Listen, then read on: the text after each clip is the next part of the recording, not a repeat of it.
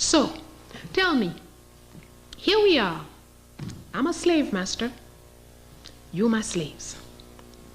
I spent 100 years beating up on you, your grandmama, your great-grandmama, making you work for nothing for me. Centuries after centuries. And then one day independence must come. I said, okay, fine, let's have independence. Let's sit down and talk about it. Here's how your independence gonna go, okay? Let me tell you. And now, independence is signed. We all happy. We shake hands. How sweet. All the land that I took from your family remains my land, of course. And now you out in the streets begging. You know what I'm gonna say? Look at this bum. What is wrong with him? These black folks can't do nothing for themselves. Here he is begging, begging, always begging.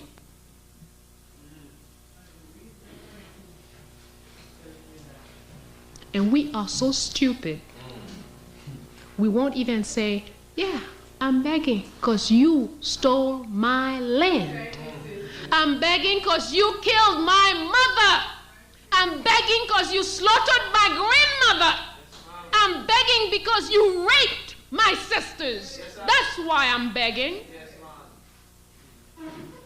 We're going to say, no, white man, you got to help us. Yeah, we're really in bad shape. Now, ever found yourself in a situation whereby someone did something bad to you, but you are being forced to work with them just because you are related, or is somebody that is senior to you, or is somebody that you have some close relationship with? Or how could an arsonist come and sell you a fire extinguisher? This situation depicts the kind of relationship that Africa and black nations across the world have with the Western world. For example, let's take Haiti. Haiti is a country that has been vandalized and mishandled by countries like United States and other European nations. But you find that these European nations are the ones that continue coming out and say that they want to go and help Haitians. This is something that is quite unfathomable. And you find that when people talk about the challenges that Haiti is going through, we don't want to highlight how Western nations are very responsible. So in today's video, we are going to listen to this speech from Professor Bello. She was talking about the origin of Haitian Revolution of 1791 to 1804 and talked about how blacks in Haiti and other parts of the world were disenfranchised and misused so that whites could get what they wanted. I want you to listen to this thought-provoking speech, then we shall talk at the end. Let's watch. So, why? People will tell you many things through their books on tops of books. You will read as to why, the economic reasons why they had to occupy Haiti. Oh, no. The trouble, so much coup d'etats and too many killings of officials and too much trouble in the country. That's why the U.S. had to occupy Haiti. But here's what the U.S. did. When they came in the first time, they occupied Haiti. First, they changed all the worthwhile laws from the books. I'm sorry, that wasn't first. The very first thing was, Haiti was the only country at that time who did not have their money backed in the Americas, backed by the dollar. Our money was backed by gold. Our entire reserve, gold reserve, was taken away for safekeeping, we were told, and brought to Fort Knox. It has yet to return home. This was 1915. When somebody asks you, why is there so much poverty? When some white person says, oh, I want to go help the poor people in Haiti, so I'm going to bring a little bread and a little water for them. Ask them, why don't you just ask your government to give them back their gold? Right. Yes. So, we're looking at a country that has set a model for black countries. The only country who had a constitution which was in accord with what the purpose of the people. We cannot have black people enslaved or colonized, and then when we're free, we say, oh, our colonizers are our best friends. They teach us the laws we should have in the books. We're going to take their books to have the schools. We're going to take their doctors to come and build our hospitals. Why the hell then why don't you just stay in slavery or stay in colonization? We have an example, Nigeria. Very important country. 110 million people strong. Powerful land, variety in climate. Nigeria has everything to win as a black country. When Nigeria was becoming, and the crackers really didn't want to give Nigeria up. They did not. Because Nigeria was too much wealth, too much of everything. And it had a very dynamic personality, the people of Nigeria. Well, when you read the Constitution of Nigeria, you can hardly tell this is a black nation. But furthermore, the accompanying agreements, Nigerians agreed to live in the hands of England. The educational system, the justice system, the finance system, and the resources. So here we are independent. Here's how it went in Nigeria. We're independent. Hooray! Independence! Wonderful. But England will determine what you do as far as education is concerned, will determine how money is spent and for what, will determine how resources are used, and will determine justice for the next 15 to 20 years. Is that independence? All right.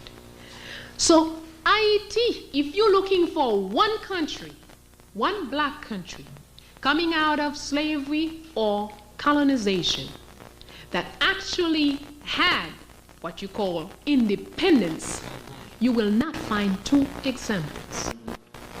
Not even Ghana. Ghana is the closest. Ghana had pretty good documents in what they set up. Guinea tried. Paid very dearly for trying. Okay? So, tell me, here we are. I'm a slave master. You're my slaves. I spent 100 years beating up on you, your grandmama, your great-grandmama, making you work for nothing for me. Centuries after centuries. And then one day independence must come. I said, okay, fine, let's have independence. Let's sit down and talk about it. Here's how your independence gonna go, okay? Let me tell you. And now, independence is signed. We all happy. We shake hands. How sweet. All the land that I took from your family remains my land, of course. And now you out in the streets begging. You know what I'm gonna say? Look at this bum. What is wrong with him? These black folks can't do nothing for themselves. Here he is begging, always begging.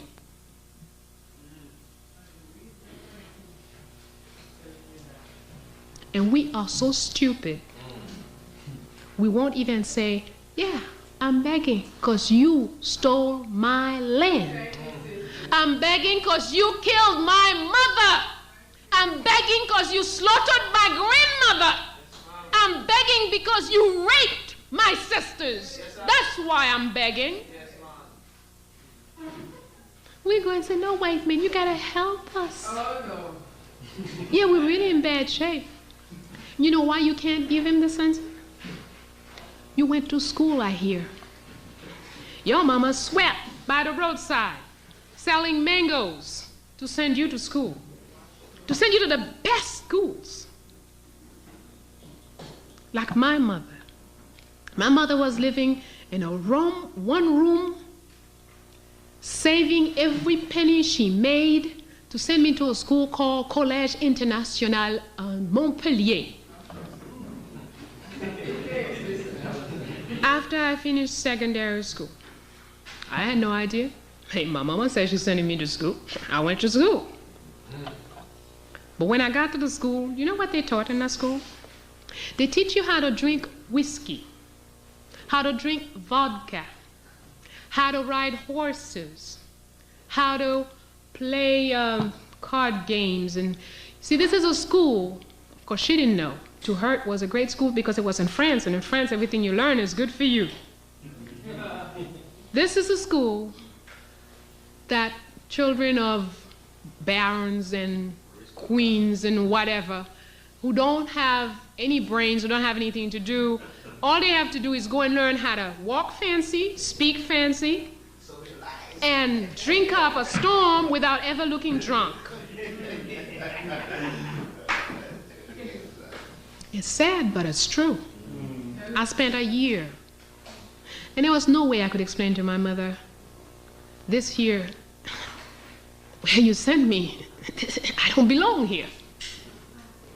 Anyway, to make a long story short, I went, did my year. At the end of the year, I have a diploma. Hey, I know how to drink vodka real good. I know how to dress up. I was forced to press my hair. I think it was 3 times a week I was supposed to press my hair, because I was never supposed to have a kink anywhere. I must not be myself, you know. My hair was always to be pulled in a silky, slinky little whatever it was. Okay, I did it all until the last day. When the notes were all posted, I washed my hair with a lot of pleasure. And I blow it all out, something like tonight. Probably it was much bigger because it was longer then. And I put an African outfit. Without lying, one of my teachers went to the hospital with an infarctus.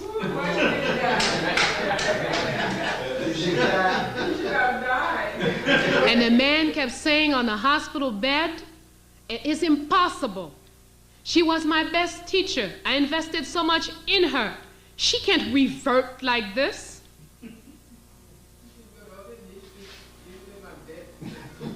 They worked hard to turn me into a white woman.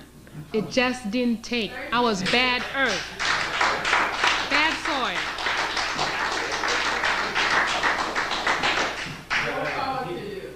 But I'm only telling you this because many of you are going to school. If you're not, you have a child that you're sending to school. You have a niece, you have a cousin that's going to school. A book written by a colonizer, a racist pig. Do you think that this can help your child grow? Am I saying you should not go to school? No. What is the difference between medicine and poison?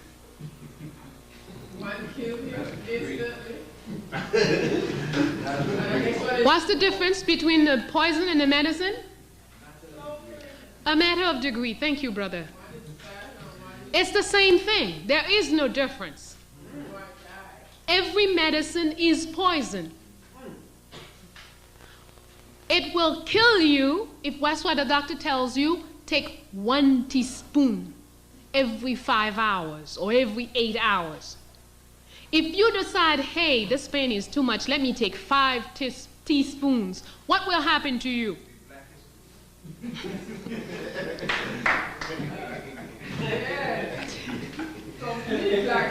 Right? Yes. Every medicine is poison.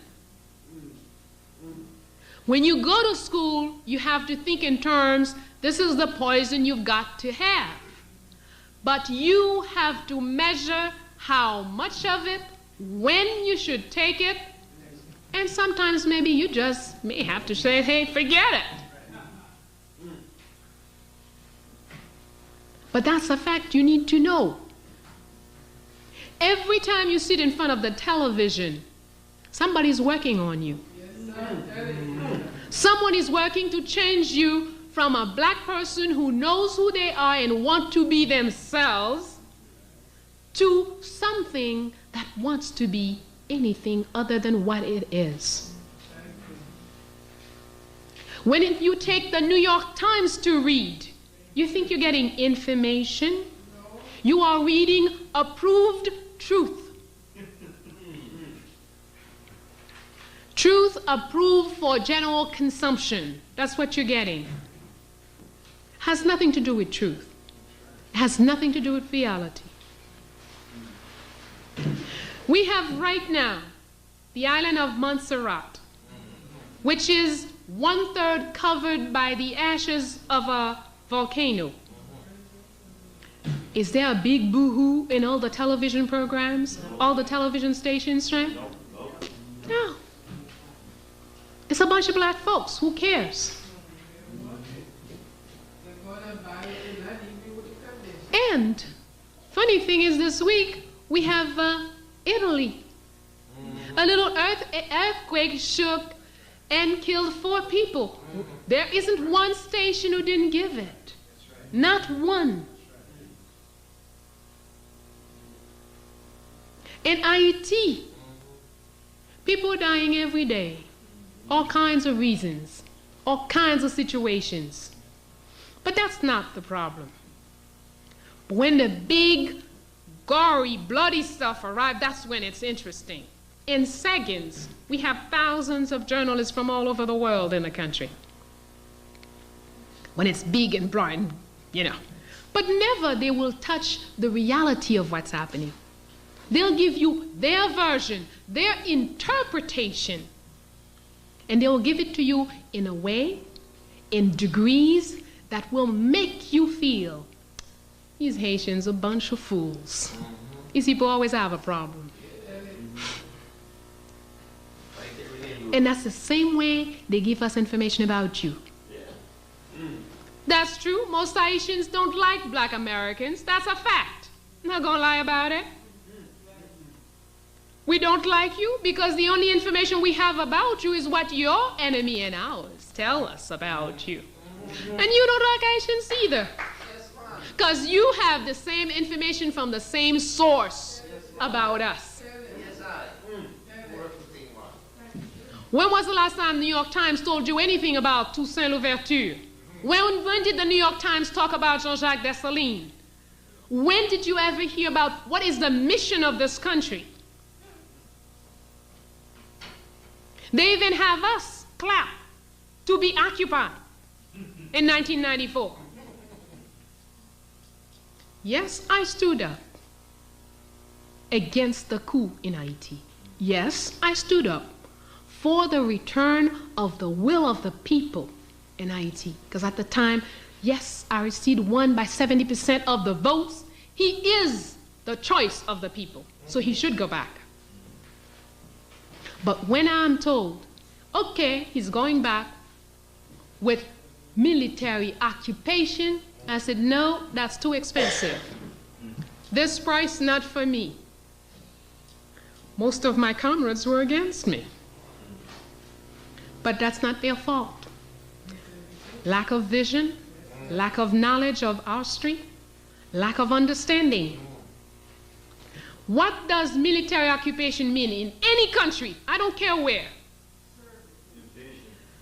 That is not the problem. Military occupation means prostitution will rise up out of the street into the best families, number one.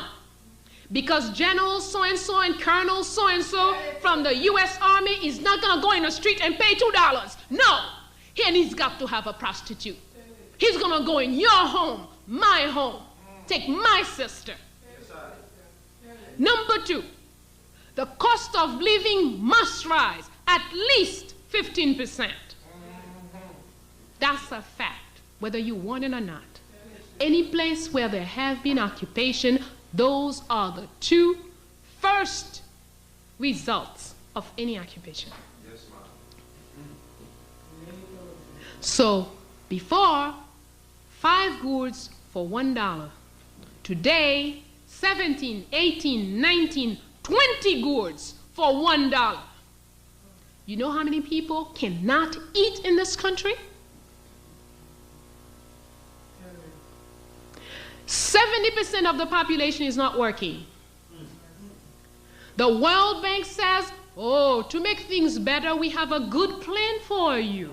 Things are going to get real good, real fast. First, the public workers must be reduced by half. A study proved that every working Haitian feeds at least 7 people. And we only 30% of the population, the working population, is working. Now when you're going to reduce it to 15% of the population, how many people are we each going to feed? And then what happens to the ones who don't have somebody working to feed them? In 1946, Haiti imported nothing of what it needed to survive on a day-to-day basis. In 1960, Haiti did not import its food. Since 1970, there is progress, I think they call it. We start importing things. And today, 1997, Haiti imports even lemon, even plantain, even corn. And don't forget, we are buying it with 20 goods for $1.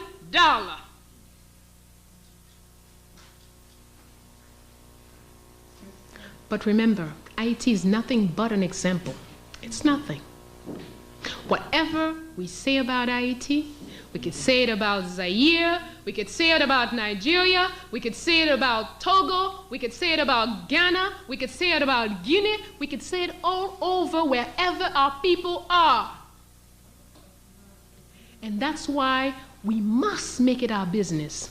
If we say we're serious about growing, if we say we're serious about going to war, you have to know what's happening in every part of your world. Don't sit here, I'm a black American, I'm living in Newark, New Jersey. Well, New York, I have no problem in Newark, New Jersey, we're okay. We have a nice mayor. No, we've got to become involved. Because whatever they're doing to us in Haiti, whatever they did in Zaire, in Lomé, in Ghana, it's coming to you, brother. It's coming your way, if it's not already there. Whatever they do to you, they're coming with us, to us with it. Whatever they do to us, they're coming to you with it. In 1960, Haitians did not know what drug was. 1970, if you say marijuana to somebody in Haiti, what you talking about? Cocaine? Today we have a large drug population since the occupation. Yes.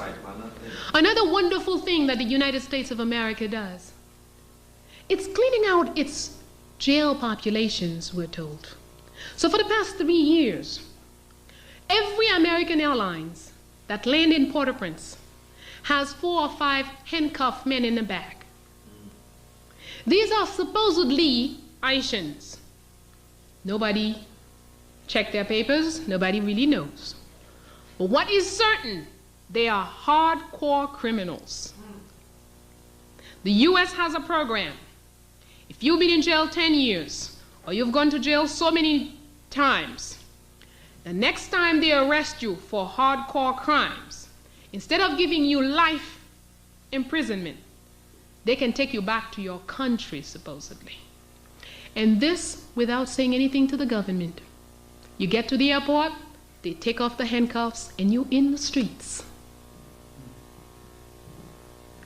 The American Airlines land every day in Haiti at least 3 times a day. And every day it brings a load. And then they say, oh, there is insecurity in the country. We wonder how come. Until 1985, I lived home in a house where I did not have the key to the front door. Even when I went on vacation, I didn't lock the door. I just pulled it. Today, I wouldn't dare.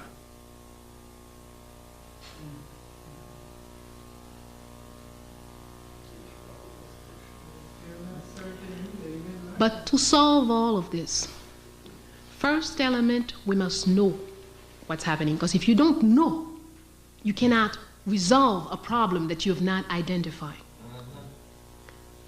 Number two, you must get yourself together. Don't look at Zaid and say, well, here's what's wrong with Zaid. Forget it. Baina has to look at Baina. Look at what's wrong with Baina and decide how to cure and clean Baina. Zaid has to take a good look at Zaid, clean up Zaid, and cure Zaid. And when Baina is clean, Zaid is clean, Baina and Zaid can have a program together. Thank you. Yes, sister, thank you.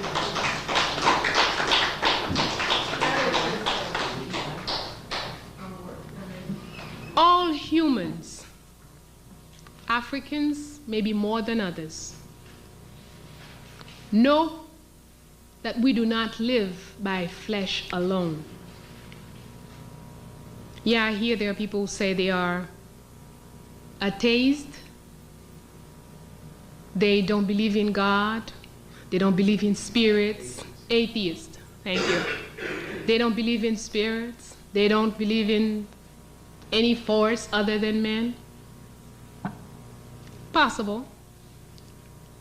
But what I know is all Africans, all, from every corner of the continent, all of the people with high melanin content, they all believe in what we don't see, in non-matter existence.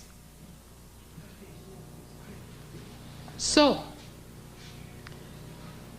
I cannot speak and not come to the spirituality of things. In Haiti, a discipline was established. A set of a belief system was established. Created from Ifa, from the motherland. Our expression of the divine, of the unseen, is called Vodou. Vodou is how we view the universe, how we view the interaction between matter and non-matter. Nothing is free from non-matter, from spirit. In Vodou, each person have their spirit. As a group, we have a spirit, all of us together. As a nation, we have a spirit. The tree has a spirit. The cat has a spirit.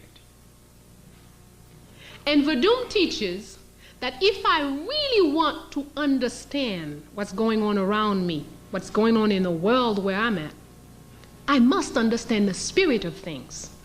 I cannot just know matter of things.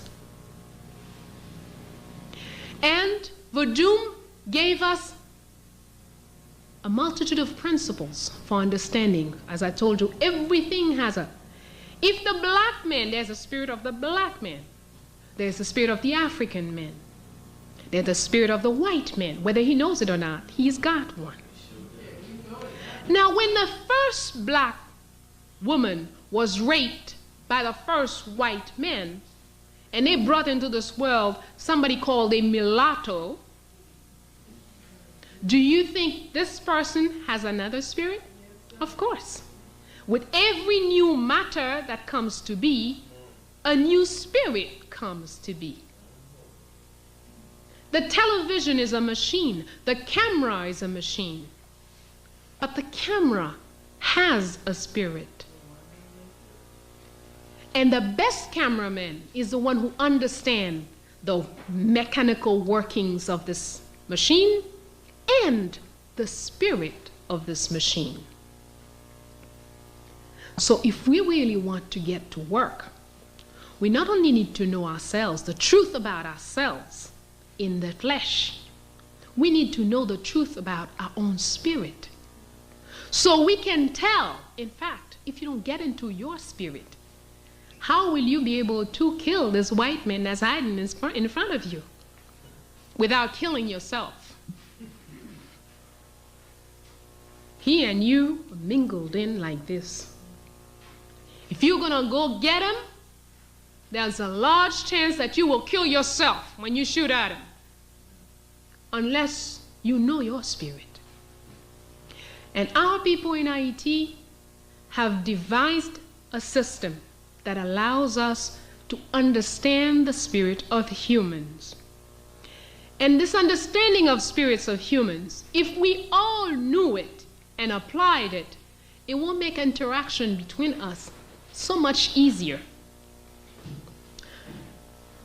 My brother Zaid over there, from having observed him a number of years, I know he's a Ogun. There's no doubt about it. My brother Inuni over here is a Legba. Now, if there is a position or there is something going on in this group, we all in the group, if Zaid knows who he is and Inuni knows who he is, they will never contest the same position. By knowing what their vital force, life force is, they know that certain things, they don't need to be there. They know that there is a time for them. They just have to let everybody be who they are and accomplish their mission. I'm going to try to make it a little clearer for you. Everybody here is familiar with Toussaint Louverture? Okay. Toussaint Louverture is a black man who largely contributed to the independence of Haiti, but he did not see independence. Freed himself as a slave. He was a slave for a time, and he was named by the white man François Dominique Breda. François means a thing belonging or having quality of French. Okay, a French thing, French possession, French quality. Dominique means somebody born on a Sunday. Breda is the name of the plantation where he was born. Every slave on that plantation signed Breda. Okay, so his name, François Dominique Breda. As this man started to implicate himself in the struggle for revolution, he got rid of the François. The Dominique fell off almost by itself. And people started calling him, as his godfather used to call him secretly, Toussaint. He was called Toussaint because his godfather, who's a man who came to Haiti as an adult, an African, and as an African, Africans like to name people according to the day you were born. And he's born on November 1st, which is the day of All Saints. So Toussaint means All Saints, okay? So his godfather secretly always called him that. Later, when he started to affirm himself as a revolutionary, he said to people, hey, don't call me this François business. Hey, call me like my godfather calls me, Toussaint. Fine. As he became military implicated, and people start noticing that whenever they are trapped somewhere, and Toussaint is there, he always finds a way to open the way and get out of the trap. So then people start calling him l'ouverture, which means the opener, the one who opens the way. So Toussaint l'ouverture. This man paved the road to independence. But before independence, he was captured by the French, taken to France, locked up in a jail, opened up a hole in the ceiling for snow to come in and eat him away. He died of gangrene. After Toussaint, Jean-Jacques Dessalines took the lead of the movement. And Dessalines took things all the way to the Declaration of Independence, January 1st, 1804. But when you study these two people, when you study them spiritually, Toussaint, not only by his name, both these names, is a Legba. What is a Legba? Legba is the spirit, the opening, the initiator of all things. He opens the way for people. He allows somebody to get to where they ought to be. If you take the Bible, Moses is a legba. He opens the way for people to get somewhere, but legba never gets there. Legba must not be attached. Legba is the door. He creates the opening for you. You go in. He stays there to create another opening for somebody else. He doesn't go. Toussaint did not see independence. Toussaint was followed, as I said, by Jean-Jacques Dessalines, who is an Ogun. Ogun is the spirit of the one who eliminates obstacles after an objective is set. Be careful. An Ogun is a very wicked thing if there is no objective. You have to have your objective set, and then the role of Ogu is clear, and Ogu will give you a fine job. It will get you to the objective.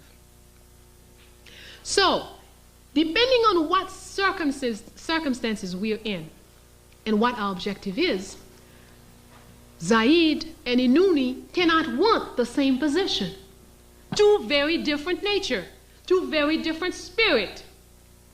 But when Zaid don't know who he is, and Inuni does not know who he is, what happens? It's easy for them to fight for the same position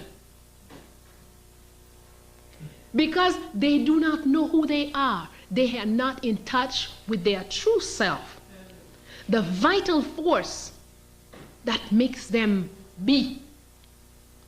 And that's why it's important for us to get into the spirituality, our own. Vodou is not, you see, in Africa, I hate to talk about religion. Be careful. Religion is a business in which they sell gods. And this business works very well for whoever sets up the shop. Okay? Now, when we're talking about Vodou, we're not talking about a religion. We're talking about understanding your profound nature so you can be and live as who you are. Nobody can come and tell you, well, hey, you want something? I'm going to see that, well, give me $5,000 and I'm going to call God up there and, tell him. No. And this is something that sometimes I found so sad, that we have a lot of people who claim to be Hungan and practicing Vodou, and they're doing the same business as the Catholics, and they're trying to turn it into a religion. In fact, something horrible is happening at home right now. A lot of Hungan today are starting to dress in the robes, the big white robe or black robe the priests used to wear, that they're not wearing anymore. Now the Hungans at home are wearing them with a big cross on their stomach. They're giving up the asson, a thing they used to shake. They're now taking the cloche, the bell. Ding, ding, ding, ding. If you go certain ceremonies today, you go to them and you think you're in church.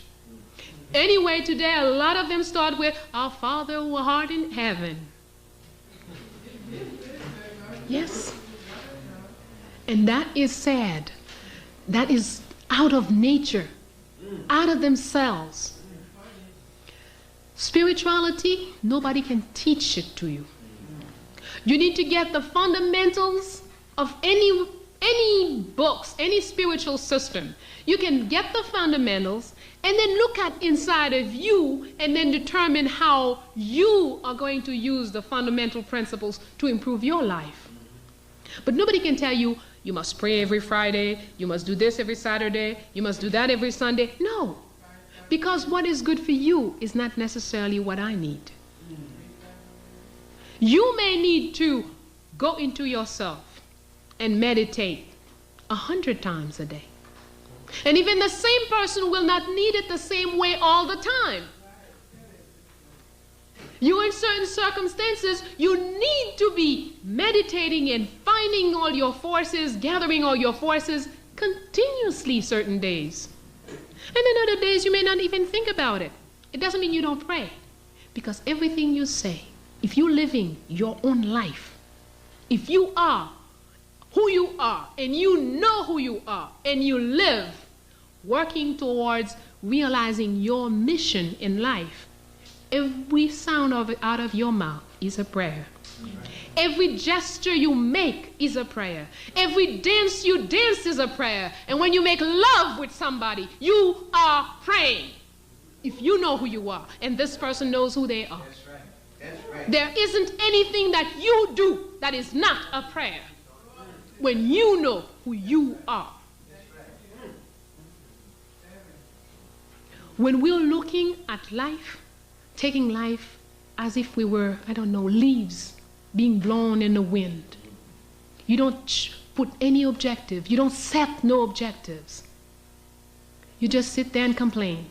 Here's something else we're very good at. We can complain for days. And when you say to somebody, what's the solution? Okay, let's try. Nothing's going to work. But you know, they keep doing this. They're doing this to us. No, don't complain. I don't believe in complaining. Look at the truth for what it is. Face up to it. Oshun teaches us. Love, you know what love is? Are you sitting well?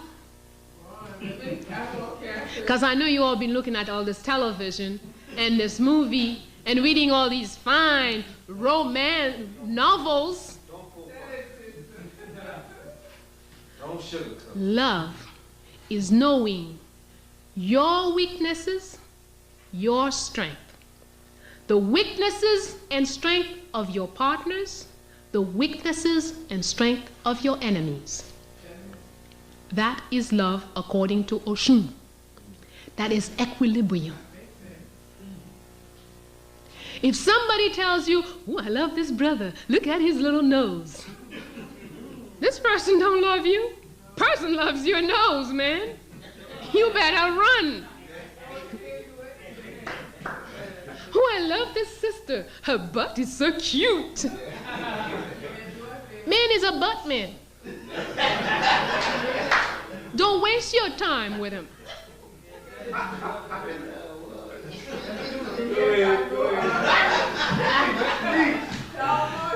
When there is love, there can never be love when there is no knowledge. Ignorant can't love nothing, not even themselves. Knowledge is the first step to love.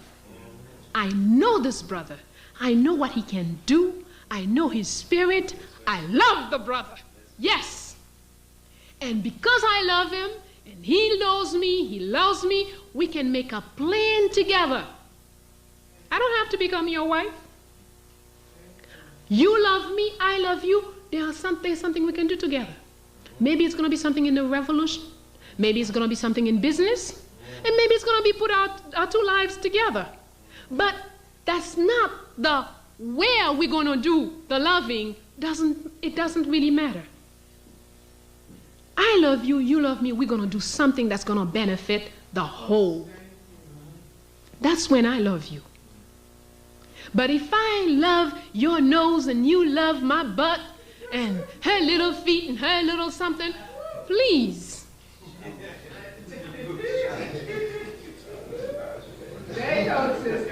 This is not going to take anybody anywhere. In Vodou, we are taught good is what benefits the collective.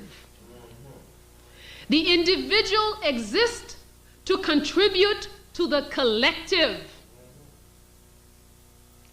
So when I'm going out, I want to get all the money I can get to get me 2 cars, 5 houses, and jewelry and galore and all of this. And you tell me, I love my people. And I'm going to say, I love my people.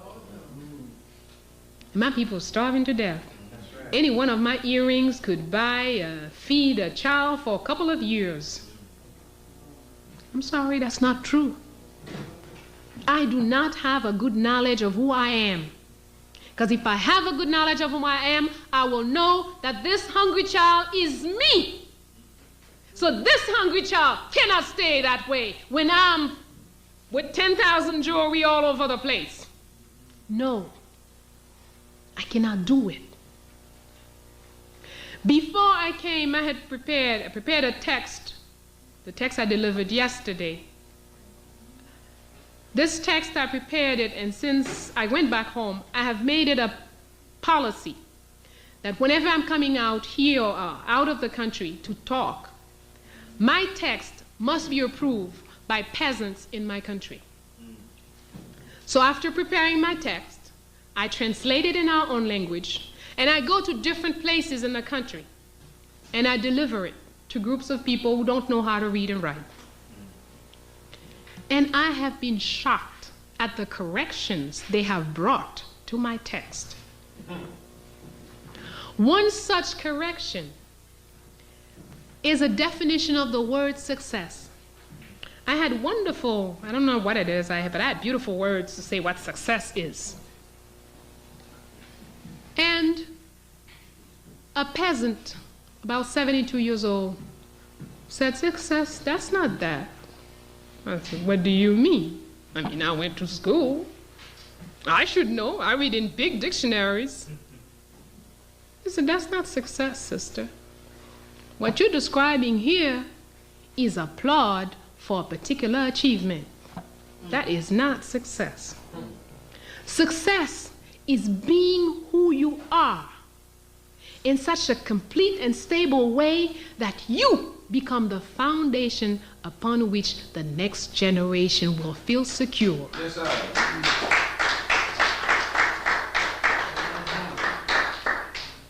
Success is not what you do.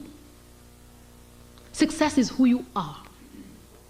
If you live your life as who you are and who you ought to be, nobody needs to know you. Don't matter you don't go on CNN. It doesn't matter if WBI don't know you exist. You are a very successful person. Another brother asked me, do you have any children? I said, yes. How many? 4. And 2 grands. Where are they? I said, where they were. He asked me a number of questions. Did they go to school? What did they do? Blah, blah, blah, blah. This is okay. Any of them got arrested? Any of them doing drugs? Any of them smoking? No. Well, you're a successful woman. Because the ones who came after you, their lives are good. That's what your success is. Makes no difference to me how many cars you got, how many houses you got. That is not success. So we need to look inside and establish for ourselves. Don't take other people's standards. White men say, small nose are in, and we all go around walking like this and feeling guilty because our nose breathes real good. You have no problem breathing. That's great. Wow, what a powerful speech from a brave black lady. She has spoken quite well, and she continues to speak even to date. So, Professor Bello, a renowned Haitian historian, has significantly contributed to the global understanding of Haiti's historical and contemporary struggles through her powerful speeches on the Haitian Revolution. Her lectures serve as both an educational tool and a call for action, shedding light on the deep-seated challenges that Haiti and by extension other black nations face. Here's how her work has been impactful. First, historical contextualization. Bello's speeches often begin with a detailed recount of the Haitian Revolution, which began in 1791 and led to Haiti becoming the first black-led republic and the first independent nation in Latin America. She emphasizes not just the triumph of freedom over slavery, but also the immense resistance faced from colonial powers. This narrative underscores the historical oppression and resilience, providing a backdrop to understanding contemporary issues. Highlighting economic and political challenges. Bello connects the dots between the revolution's aftermath and Haiti's modern-day struggle. She discusses how Haiti was forced into paying reparations to France for its independence, leading to a crippling debt that stymied economic growth for generations. Through her speeches, she exposes how this historical debt has contributed to ongoing economic struggles, including poverty and underdevelopment, which are common themes in many black nations affected by colonial exploitation. Cultural and psychological impacts. Bello delves into the cultural and psychological scars left by colonialism. She speaks about the loss of cultural identity, the imposition of foreign values, and the enduring psychological effects of slavery and colonialism, which she links to systemic racism and sociopolitical instability in Haiti and similar countries. Her insights help audiences understand how these historical traumas continue to affect societal structures and individual psyches. Recognition of gender roles. In her work, Bello also highlights the often overlooked roles of women during the Haitian Revolution, which parallels the under-recognition of women's contributions in many black societies. By giving voice to these heroes, she addresses the gender dynamics and the additional layers of discrimination faced by women in post-colonial societies.